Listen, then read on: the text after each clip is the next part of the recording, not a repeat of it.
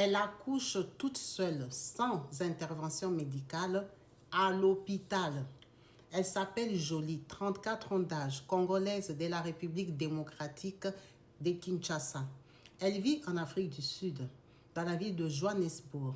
Elle tombe enceinte de son deuxième enfant. Elle se rend à l'hôpital pour accoucher. Elle n'a pas de papiers parce qu'elle n'est pas régularisée. La préfecture là-bas la tourne en bourrique.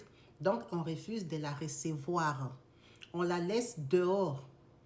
Elle n'a pas de carte. Elle n'a pas de carte de séjour. Donc, on la laisse dehors. À l'entrée de l'hôpital, dans les marches, dans le hall où les gens passent, où les ambulanciers passent avec les brancardiers. On la laisse là-bas. Elle commence le travail toute seule. Elle commence à pousser toute seule. Les gens affluent, les gens regardent. Ils l'appellent Makwerekwere, Makwirikwiri, foreigner. On l'appelle comme ça, étrangère. Quand est-ce que tu vas retourner chez vous? Ils ont sorti les téléphones, les portables pour la filmer. C'est juste une horreur. Les images originales, je ne peux pas les balancer là parce que vous comprenez bien qu'il y a le son sur ça et que TikTok n'accepte pas ça, ils vont bloquer ma vidéo.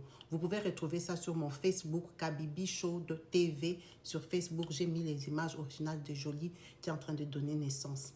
C'est vraiment une honte pour notre communauté, une honte pour ce qu'on appelle l'Africain, l'être humain qui n'a plus de cœur. Ce n'est pas à cause d'un papier qu'on va livrer la vie d'une mère et d'un enfant.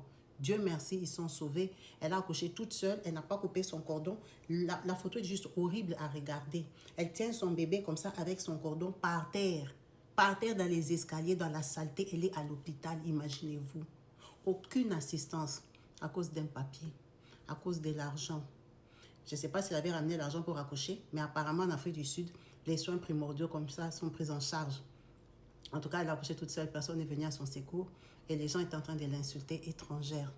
Nous sommes vraiment humiliés, méprisés à l'étranger. On ne nous respecte pas, on ne tient pas compte de nous, comme si on n'avait pas de pays. Les gens ont immigré là-bas, ce pays-là va très mal. Depuis 2017, il y a la xénophobie, mais les Africains continuent à y aller, continuent à y vivre, à persister, à s'entêter à vivre là-bas. Je ne sais pas jusqu'à quel point on doit être humilié pour comprendre qu'on doit retourner chez nous, même dans la tempête, parce que ça, ce n'est pas une vie. Ce n'est pas une vie. L'accouchement en soi, c'est la vie d'une mère en danger.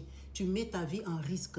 Beaucoup de gens sont allés accoucher dans de bonnes conditions et ne sont pas retournés. Ils ont payé des millions et ne sont pas retournés. Accoucher, c'est donner la vie. C'est une vie que tu donnes qui peut prendre ta propre vie. Ce n'est pas quelque chose qu'on joue avec. On ne peut pas laisser une femme en détresse, en travail, toute seule,